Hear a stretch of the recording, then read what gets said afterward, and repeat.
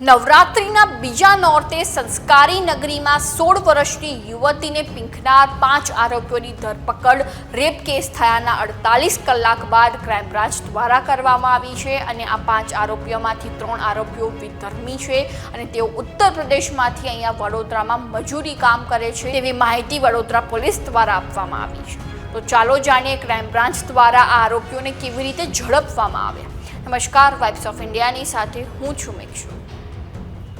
છેલ્લા 2 દિવસથી સમગ્ર રાજ્યમાં વડોદરા રેપ કેસને લઈને હલ્લાબોલ થઈ રહ્યો છે અને આ કેસને લઈને મહિલા સુરક્ષા તેમજ કાયદો અને વ્યવસ્થાને લઈને અનેક પ્રશ્નો ઉઠ્યા હતા। તે વચ્ચે આજે ગેંગરેપના 5 આરોપીઓને ક્રાઇમ બ્રાન્ચ અને વડોદરા રૂરલ પોલીસના અધિકારીઓએ સાથે મળીને ઝડપી પાડ્યા છે અને આ આરોપીઓની વિરુદ્ધમાં પોસ્કો એક્ટ હેઠળ ગુનો નોંધવામાં આવ્યો છે। હવે તે વચ્ચે પ્રશ્ન એ ઉઠી રહ્યો છે કે આરોપીઓને કેવી રીતે ઝડપી પાડવામાં આવ્યા, જેમાં પોલીસ દ્વારા જણાવવામાં આવ્યું કે આ 5 નરાધમોએ 16 વર્ષની સગીરા પર દુષ્કર્મ આચર્યા બાદ તેનો મોબાઈલ ફોન લઈને નીકળી ગયા હતા તેમજ જ્યારે સગીરાના માતા પિતાએ પીડિતાને ફોન કર્યો અને ફોન ઉઠાવવામાં આવ્યો હતો, જેના પરથી પોલીસને લોકેશન ટ્રેક કરવાનું સરળ બન્યું હતું અને ત્યારબાદ તે વિસ્તારના 1 લાખ જેટલા ફોન પોલીસ દ્વારા ટ્રેસ કરવામાં આવ્યા હતા અને ત્યારબાદ પીડિતાના ફોનનું લોકેશન મળતા પોલીસે આરોપીઓને શોધવા માટેનું ઓપરેશન હાથ ધર્યું અને ત્યારબાદ આરોપીઓને વડોદરાના અકોટા વિસ્તારની આજુબાજુમાંથી ઝડપી પાડવામાં આવ્યા હતા।